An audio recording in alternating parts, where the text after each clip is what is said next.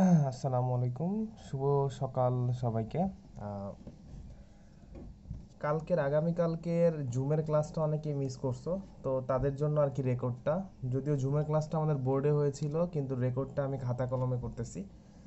আচ্ছা, তো ক্লাসটা হলো কেমিস্ট্রি প্রথম পত্র, অধ্যায় 2। চ্যাপ্টারটার নাম হলো কোয়ালিটেটিভ কেমিস্ট্রি, অথবা কি গুণগত রসায়ন, বাংলা এটাকে বলা হয় গুণগত রসায়ন। আগে আমি দেখি যে এই চ্যাপ্টারে কি কি আছে আর কি, চ্যাপ্টারের আউটলাইনটা কি, খুব সংক্ষেপে দেখবো আমরা চ্যাপ্টারের আউটলাইনটা কি। তো প্রথম যে আউটলাইনটা আছে সেটা হলো পরমাণুর গঠন। পরমাণুর পরমাণুর গঠন। আচ্ছা, এই পরমাণুর গঠন এটা অজৈব রসায়নের মধ্যে পড়ে। অজৈব রসায়ন। আচ্ছা, 2 নম্বরটা হলো বর্ণালীমিতি।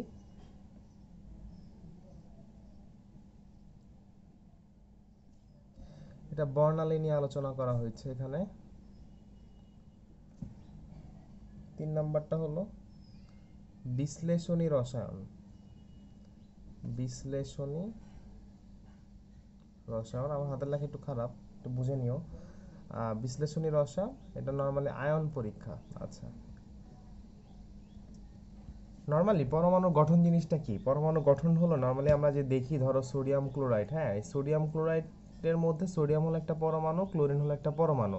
এরা অ্যানায়ন এবং ক্যাটায়ন আকারে পরস্পরের সাথে যুক্ত হয়। কিভাবে যুক্ত হয়, কি কি কি নীতির উপর ভিত্তি করে যুক্ত হয়, এইগুলো নিয়ে আলোচনা করা হয়েছে কি পরমাণু গঠন মানে গঠন পার্টটার মধ্যে।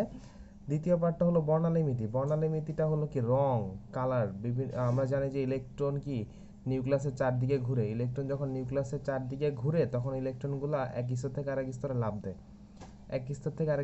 দেয়। এই লাফ দেওয়ার সময় কি হয়, বর্ণ দেখা যায় এক ধরনের বর্ণ দেখা যায়। এটাকে বলা হয় হলো বর্ণালীমিতি। ঠিক আছে, এটা নিয়ে আমরা আলোচনা করব। আর বর্ণালীমিতি ব্যাপারটা হলো পুরোপুরি কম্পিউটারাইজড। ঠিক আছে, আমি ইনপুট দিব, পুরোপুরি আউটপুট বের হবে নর্মালি। এটা হলো বর্ণালীমিতি, বাট আমরা তো এখানে কম্পিউটারাইজড করব না, আমরা নর্মালি খাতা কলমে ম্যাথ করব বর্ণালীমিতির। আচ্ছা, বিশ্লেষণী রসায়ন বা আয়ন পরীক্ষা। বিশ্লেষণী রসায়ন বা আয়ন পরীক্ষাটা কি? বিশ্লেষণী রসায়ন বা আয়ন পরীক্ষাটা হলো তোমরা এসএসসিতে কেমিস্ট্রি অধ্যায় 9 আয়ন পরীক্ষা পড়ছো, যে magnesium ion, aluminium ion, zinc ion আমরা কিভাবে বুঝি। দেখা যাচ্ছে যে জিঙ্ক হলো সাদা অধ্যক্ষেপ দেয়, অ্যালুমিনিয়াম সাদা অধ্যক্ষেপ দেয়, ফেরাস ক্লোরাইড কি সবুজ বর্ণ অধ্যক্ষেপ দেয়। এটা অধ্যায় 9 পড়ছিলা তোমরা। তো কোন আয়ন দিলে কোন আয়ন কি কালারের অধ্যক্ষেপ দেয়, এইগুলো নিয়ে আলোচনা করা হবে হলো বিশ্লেষণী রসায়ন অথবা আয়ন পরীক্ষায়। যাই হোক, আজকে আমরা যেটা করব সেটা হলো প্রথম টপিকস পরমাণুর গঠন। পরমাণুর গঠন নিয়ে আলোচনা করব। পরমাণু গঠনটা কিন্তু অনেক বড় একটা টপিকস। তো পরমাণু গঠনের মধ্যে আর কি আমরা একটা টপিকস নিয়ে আলোচনা করব, সেই টপিকসটার নাম হলো কোয়ান্টাম সংখ্যা। কোয়ান্টাম কোয়ান্টাম সংখ্যা। আচ্ছা, এখন যদি বলি তোমাকে কোয়ান্টাম সংখ্যা কি বা কোয়ান্টাম সংখ্যা কাকে বলে। আচ্ছা, কোয়ান্টাম সংখ্যাকে যদি আমি সহজ ভাষায় বলি, যে কোয়ান্টাম সংখ্যা হলো ইলেকট্রনের বায়োডাটা। নর্মালি একজনের বায়োডাটার মধ্যে কি কি থাকে, তার নাম থাকে, তার পিতার নাম থাকে, তার মাতার নাম থাকে, তার স্থানীয় ঠিকানা থাকে, সব কিছু থাকে। আচ্ছা, তো সেটা হলো তার বায়োডাটা, তার এডুকেশনাল হিস্ট্রি থাকে ইত্যাদি। আর কোয়ান্টাম সংখ্যা হলো ইলেকট্রনের বায়োডাটা। ইলেকট্রনের বায়োডাটা বলতে কি বোঝায়? আমরা জানি ইলেকট্রন নিউক্লিয়াসের চারদিকে ঘুরে। ধরো ইলেকট্রন নিউক্লিয়াসের চারদিকে ঘুরে, ইলেকট্রনটা নিউক্লিয়াসের চারদিকে ঘুরে। এখন ইলেকট্রনটা তো বিভিন্ন শক্তি স্তরে ঘুরে, শক্তি স্তরকে কেন্দ্র করে ঘুরে। এখন ইলেকট্রনটা কোন শক্তি স্তরে আছে, ইলেকট্রনটা কোন অঞ্চলে আছে, ইলেকট্রন ঘোরার সময় কি ধরনের চৌম্বকত্ব দেখালো, ইলেকট্রন ঘোরার সময় কি ধরনের ঘূর্ণন দেখালো, এই জিনিসগুলা যে সংখ্যার মাধ্যমে প্রকাশ করা হয় তাকে বলা হয় কোয়ান্টাম সংখ্যা। দেখো আমি 4টা জিনিস বলছি।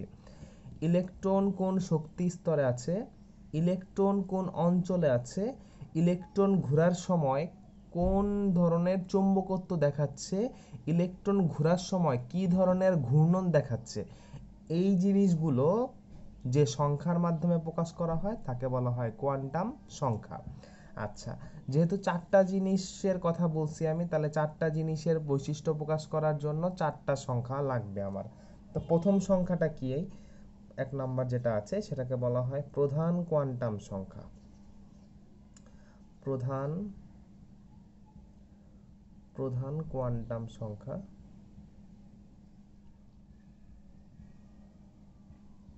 এটাকে যদি আমি ইংলিশে নামকরণ করি তাহলে এটাকে বলা যায়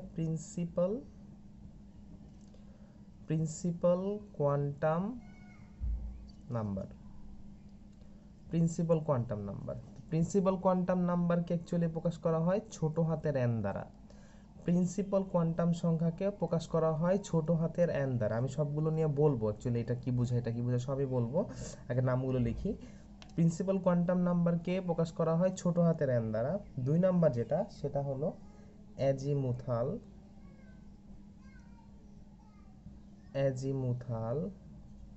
অথবা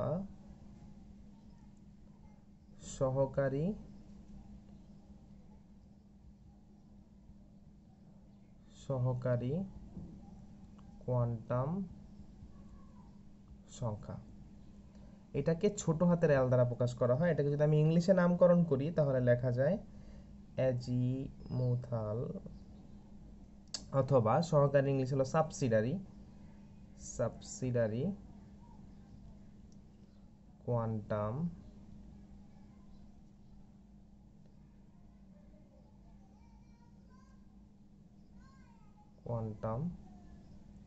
নাম্বার। আচ্ছা,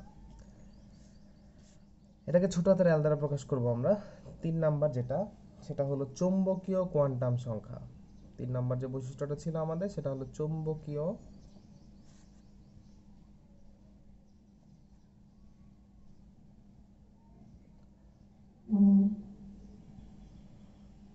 কোয়ান্টাম সংখ্যা। এটাকে প্রকাশ করা হয় ছোট হাতের এম দ্বারা। চৌম্বকীয় তো মানে কি ম্যাগনেটিক কোয়ান্টাম নাম্বার।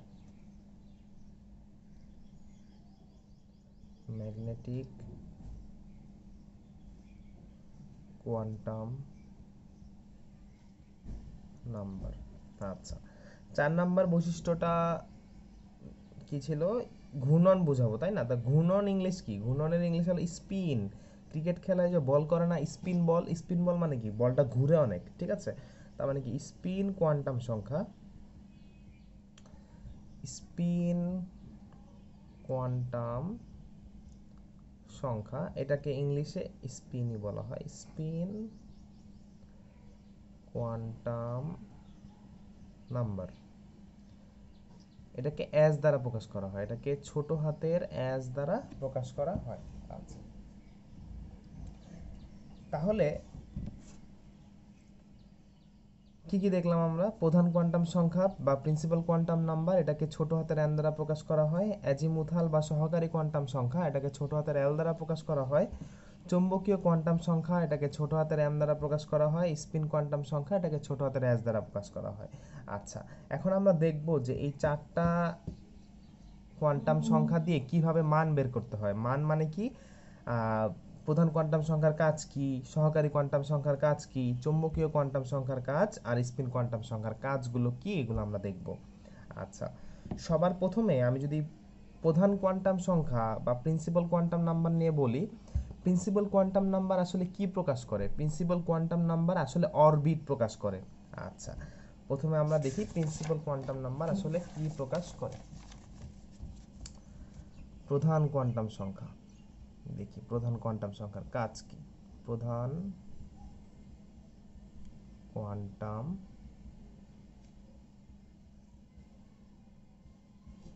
সংখ্যা। প্রধান কোয়ান্টাম সংখ্যা মূলত প্রকাশ করে অরবিট। প্রধান কোয়ান্টাম সংখ্যা মূলত প্রকাশ করে অরবিট। এখন তোমরা বলতে পারো যে স্যার অরবিট কি? অরবিট হলো ইলেকট্রন যে শক্তি স্তরে থাকে, আবার বলি, ইলেকট্রন যে শক্তি স্তরে থাকে, ইলেকট্রন যে শক্তি স্তরে থাকে তাকেই কি বলা হয়? অরবিট বলা হয়। ইলেকট্রন যে শক্তি স্তরে থাকে তাকে বলা হয় অরবিট। তার মানে প্রধান কোয়ান্টাম সংখ্যা দিয়ে কি প্রকাশ করে? ইলেকট্রনটা কোন শক্তি স্তরে আছে সেটা প্রকাশ করে। যেমন ধরো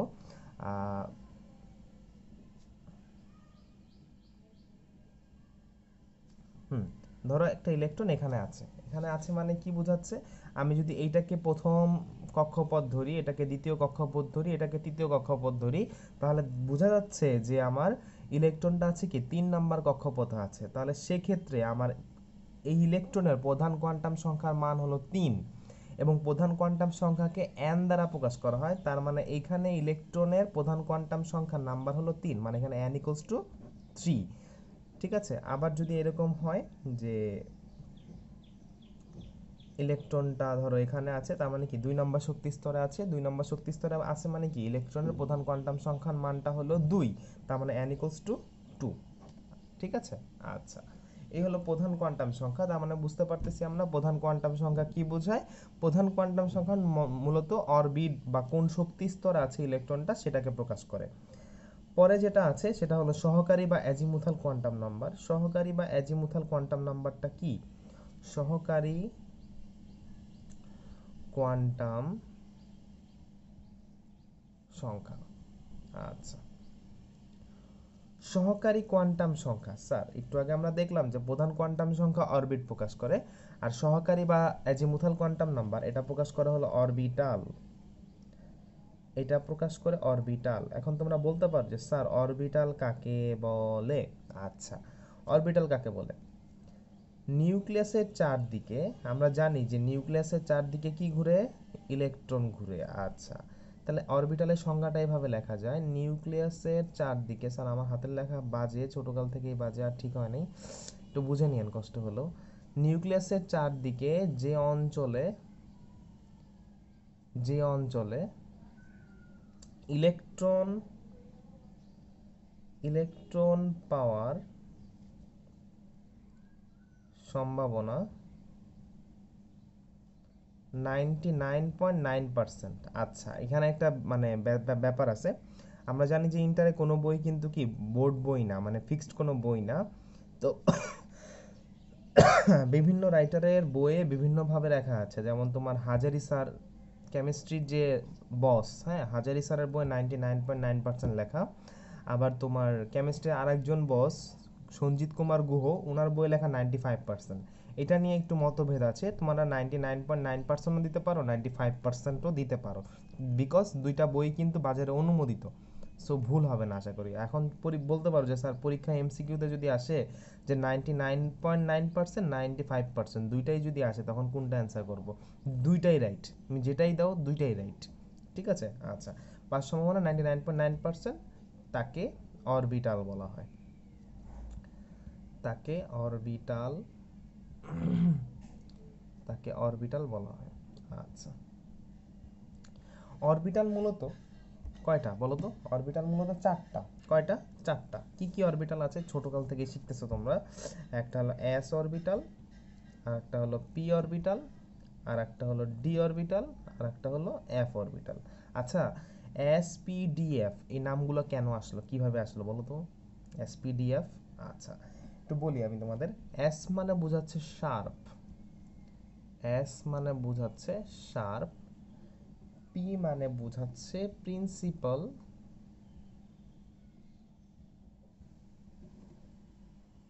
ডি মানে বোঝাচ্ছে ডিফিউজড, আর এফ মানে বোঝাচ্ছে ফান্ডামেন্টাল। এফ মানে বোঝাচ্ছে কি? ফান্ডামেন্টাল। আচ্ছা,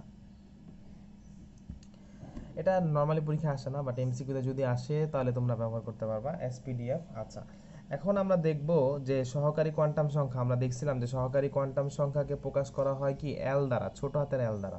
আচ্ছা, ছোট হাতের এল কেমনে বের করে? আচ্ছা স্যার মনে রাখবেন প্রধান কোয়ান্টাম সংখ্যা হলো বস নাকি মেইন। আচ্ছা, তার যে সহকারী সেটা কি? সহকারী কোয়ান্টাম সংখ্যা, এটা এল। তার মানে অবশ্যই সহকারী অবশ্যই বসের উপর নির্ভর করবে, সহকারীর কাজ অবশ্যই বসের উপর নির্ভর করবে। বসটা কে? এন। তার মানে কি এল এর মানটা বের করব আমি কি এন এর মানের উপর ভিত্তি করে। ধরো ধরো এখানে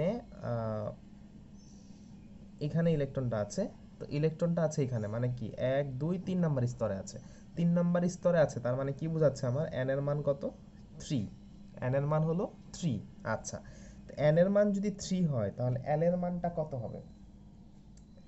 n এর মান যদি 3 হয় l এর মান হবে 0 থেকে শুরু করে n এর এক ঘর আগ পর্যন্ত, 0 থেকে শুরু করে n এর এক ঘর আগ পর্যন্ত। তার মানে n এর মান তো 3, তাহলে l এর মান কত হবে? যেহেতু n এর মান এক ঘর আগ পর্যন্ত মানে কি 0 1 2, এটা হলো l এর মান। তাহলে এইভাবে কি করতে পারি আমরা? l এর মানটা বের করতে পারি। ঠিক আছে। আচ্ছা, আবার বলি যদি কারো কনফিউজ থাকে, l এর মানটা ডিপেন্ড করে বা সহকারী কোয়ান্টাম সংখ্যা মানটা ডিপেন্ড করে প্রধান কোয়ান্টাম সংখ্যার উপরে। তো প্রধান কোয়ান্টাম সংখ্যার মান যদি আমি জেনে যাই, প্রধান কোয়ান্টাম সংখ্যার মানটা যদি আমি জেনে যাই, তাহলে আমি সহজেই কি l এর মানটা বের করতে পারবো। ঠিক আছে। l এর মানটা কিভাবে বের করব? 0 থেকে শুরু করে n এর এক ঘর আগ পর্যন্ত, যেহেতু 3, তো 3 এর এক ঘর আগ মানে কি 2, 0 1 2, এটা হলো কি আমার সহকারী কোয়ান্টাম সংখ্যা বের করার নিয়ম। আচ্ছা, এরপরে আমরা যেটা দেখব সেটা হলো চৌম্বকীয় কোয়ান্টাম সংখ্যা। চৌম্বকীয়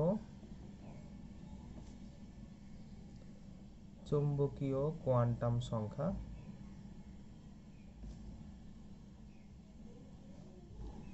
এটাকে m দ্বারা প্রকাশ করা হয়, ছোট হাতের m দ্বারা প্রকাশ করা হয়। আচ্ছা, চৌম্বকীয় কোয়ান্টাম সংখ্যাটা কি? ব্যাপারটা হলো একটা ইলেকট্রন যখন নিউক্লিয়াসের চারদিকে ঘুরে, তো নিউক্লিয়াসের চারদিকে ঘোরার সময় ও তো ঘুরতেছে, তো ঘূর্ণন অবস্থায় ও কিছু ম্যাগনেটিক ধর্ম বা চৌম্বকত্ব ধর্ম প্রদর্শন করে, এটাকে বলা হয় চৌম্বকীয় কোয়ান্টাম সংখ্যা। এখন প্রধান কোয়ান্টাম সংখ্যাকে প্রকাশ করা হয়েছিল n দ্বারা, চৌম্বকীয় কোয়ান্টাম সংখ্যাকে প্রকাশ করা হয় সহকারী কোয়ান্টাম সংখ্যাকে প্রকাশ করা হয় l দ্বারা, আর চৌম্বকীয় কোয়ান্টাম সংখ্যাকে প্রকাশ করা হয় m দ্বারা। এখন একটা মজার বিষয় হলো, l এর মান যেমন নির্ভর করে n এর মানের উপরে, তেমনি m এর মানটা নির্ভর করে l এর মানের উপরে। আর n তো কারো উপরে কেউ নাই। আচ্ছা, তার মানে কি l নির্ভর করে n এর উপরে, আর m নির্ভর করে কি l এর উপরে। ধরো এরকম একটা অবস্থা, এখানে ইলেকট্রনটা ধরো এখানে আছে। ঠিক আছে, তাহলে কি এটা হলো প্রথম স্তর, এটা দ্বিতীয় স্তর, এটা তৃতীয় স্তর। তাহলে ইলেকট্রন কোন শক্তি স্তরে আছে? দ্বিতীয় শক্তি স্তরে আছে। দ্বিতীয় শক্তি স্তর মানে কি? শক্তি স্তর মানে কি? অরবিট। যেহেতু দ্বিতীয় শক্তি স্তরে আছে, তার মানে এটার প্রধান কোয়ান্টাম সংখ্যার মান হবে 2, n এর মান 2। আচ্ছা, n এর মান যদি 2 হয়, l এর মানটা কি হবে? 0 থেকে n এর এক ঘর আগ পর্যন্ত, n এর এক ঘর আগ পর্যন্ত মানে কি 2 এর আগে এক ঘর মানে কি 1, তাহলে কি 0 থেকে 1। ঠিক আছে। আচ্ছা, এখন m এর মানটা কেমনে বের করব আমরা? m এর মানটা হলো l এর প্লাস মাইনাস মান। l এর কি? প্লাস মাইনাস মান। কিরকম? আচ্ছা, 0 কি কোনো প্লাস মাইনাস আছে? প্লাস 0 মাইনাস 0 এরকম কিছু নাই। তার মানে l এর মান যখন 0, m এর মানও 0। l এর মান যখন 1, m এর মান হবে তখন কি? -1 0 1, মানে 0 সহ প্লাস মাইনাস মান হবে কি m এর মানটা। আচ্ছা, যদি এমন থাকতো l এর মান হলো 0 1 2, তাহলে কি হতো বলো তো? m এর মানটা কি হইতো? 0 এর জন্য m এর মান হইতো 0, l এর মান 1 এর জন্য m এর মান কি হইতো? -1 0 1, 2 এর জন্য কি হইতো? -2 -1 0 1 2। ঠিক আছে। আচ্ছা, তাহলে m এর মান আমরা বের করতে পারবো। আচ্ছা, তা এটা হলো চৌম্বকীয় কোয়ান্টাম সংখ্যা। এখন আমরা যেটা দেখব সেটা হলো স্পিন কোয়ান্টাম সংখ্যা। আচ্ছা,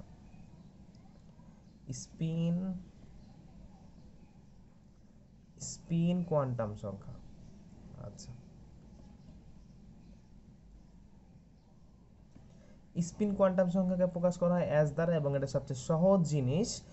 নর্মালি স্পিন কোয়ান্টাম সংখ্যা n ইকুয়ালস টু, ধরো ইলেকট্রনটা আছে, ধরো 3 নম্বর শক্তি স্তরে আছে, তাহলে কি 3 নম্বর শক্তি স্তরে থাকলে n এর মান হলো 3, l এর মান কত হবে? 0 1 2, m এর মান কত হবে? 0 এর জন্য 0, 1 এর জন্য কি হবে?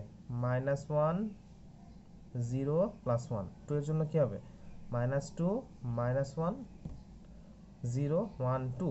আচ্ছা, আর s এর মানটা, স্পিন কোয়ান্টাম সংখ্যার মান all time plus minus half.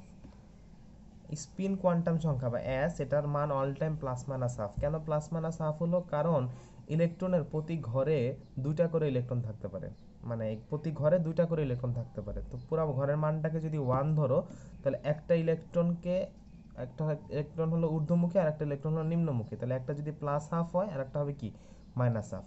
তা এই জন্য স্পিন কোয়ান্টাম সংখ্যাকে কি প্লাস মাইনাস হাফ দ্বারা কি করা হয়? প্রকাশ করা হয়। আচ্ছা, এখন আমরা আরেকটা জিনিস শিখব, সেটা হলো আশা করি চারটা কোয়ান্টাম সংখ্যার মান বের করাটা বুঝছো। এখন আমরা যে জিনিসটা শিখবো খুবই গুরুত্বপূর্ণ একটা জিনিস, সেটা হলো এল এর মানটা আমরা আরেকটু ডিপলি দেখব। এল এর মান বা অরবিটালের মানটা কিভাবে বের করে আমরা আরেকটু ডিপলি দেখব। যেমন ধরো একটা কোয়ান্টাম সংখ্যার মান ধরো এইটাই, ইলেকট্রনটা 3 নম্বর শক্তি স্তরে আছে, ইলেকট্রনটা 3 নম্বর শক্তি স্তরে আছে মানে কি এন এর মান হলো 3।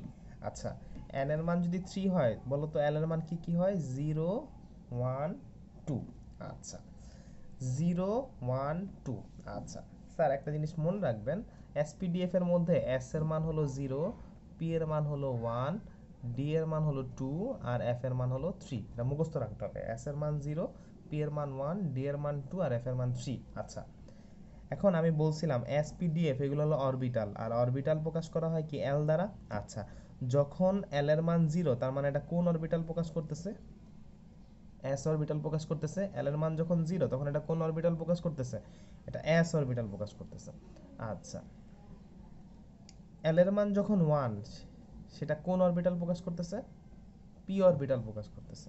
আচ্ছা, এল এর মান যখন 2 সেটা কোন অরবিটাল প্রকাশ করতেছে? 2 ডি অরবিটাল প্রকাশ করতেছে। আচ্ছা, এখন এল এর মান থেকে যখন আমরা এম এর মানটা বের করি, খেয়াল করো, এল এর মান যখন 0 তখন আমরা এম এর মান কি লিখি? 0 লিখি না? আচ্ছা, তাহলে এল এর মান 0 এর জন্য আমি এম এর কয়টা মান পাইছি? একটা মান পাইছি। 0 0 তে একটা মান, 0 তে একটা ভ্যালু, তাহলে এল এর মান 0 এর জন্য এম এর কয়টা মান পাইছি? একটা মান পাইছি। যেহেতু একটা মান পাইছি তার মানে কি 0 এর জন্য আমি কি একটা মান পাইছি, একটা মান মানে হলো আমি একটা ঘর পাইছি। তার মানে এস এর ঘর কয়টা? এস এর ঘর কয়টা? একটা। এস এর ঘর কয়টা? একটা। আচ্ছা, আচ্ছা, এল এর মান যখন 1, এল এর মান যখন 1 তখন আর আমি এম এর কয়টা মান পাই বলো তো? -1 0 1। তাহলে এল এর মান যখন 1, এল এর মান যখন 1,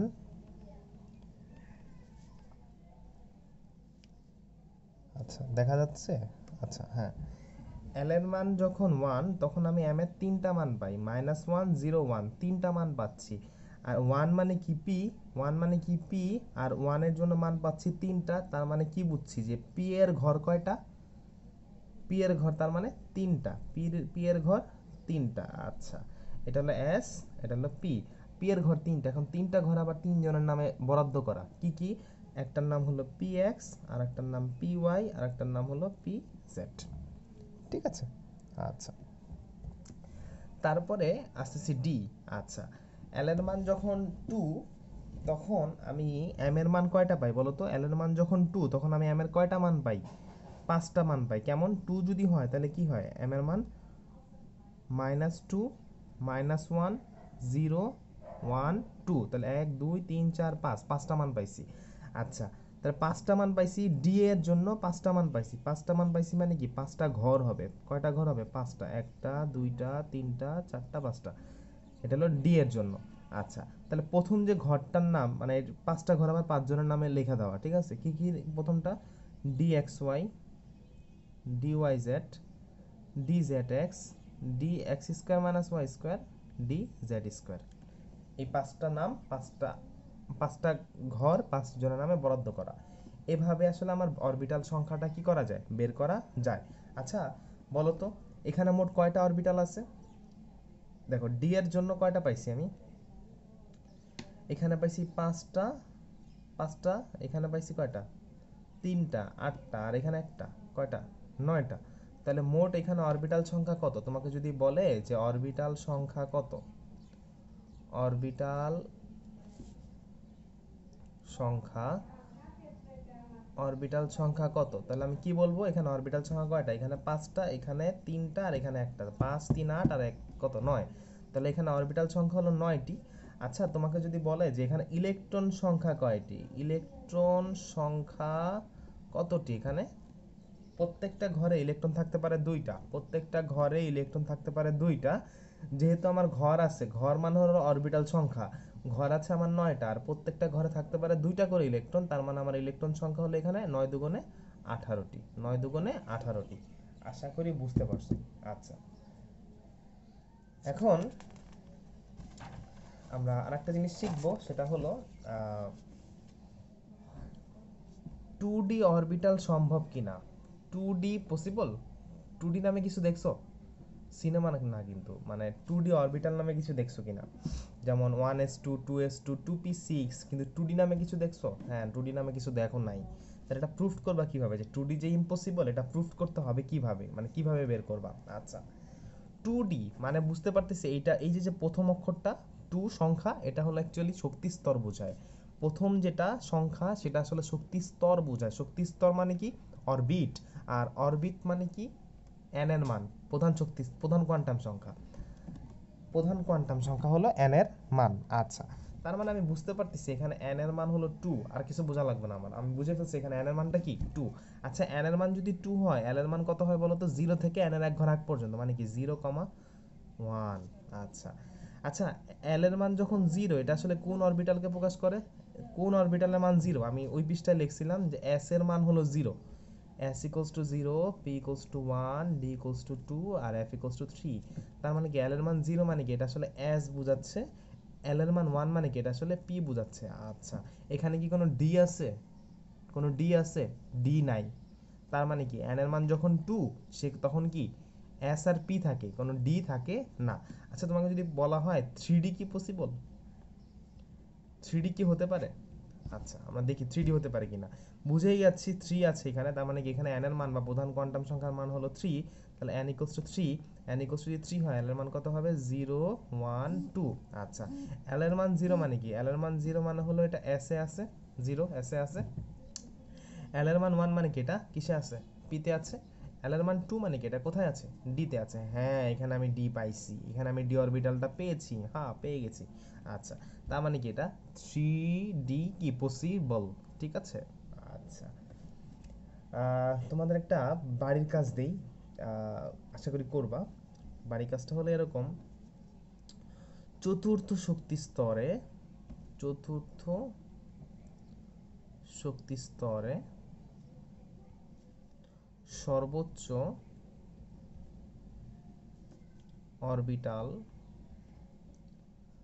সর্বোচ্চ অরবিটাল ও ইলেকট্রন সংখ্যা নির্ণয় করো। আচ্ছা, যেটা আমি আগের পেজে অলরেডি করাইছি। এখানে কি ছিল? চতুর্থ শক্তি স্তর তো এখন দিলাম, আর এখানে হলো n equals to 3, মানে তৃতীয় শক্তি স্তরের জন্য আমি এখানে কাজগুলো করছিলাম। তৃতীয় শক্তি স্তরের জন্য কি করছি আমি? যে অরবিটাল সংখ্যা বের করছিলাম 9টা, ইলেকট্রন সংখ্যা বের করছিলাম 18টা। তেমনি ভাবে তোমরা চতুর্থ শক্তি স্তর মানে n equals to 4 এর জন্য তোমরা অরবিটাল সংখ্যা ও ইলেকট্রন সংখ্যা বের করে গ্রুপে দিয়ে দিবা আমাদের। ঠিক আছে, থ্যাংক ইউ, সবাই ভালো থাকবেন।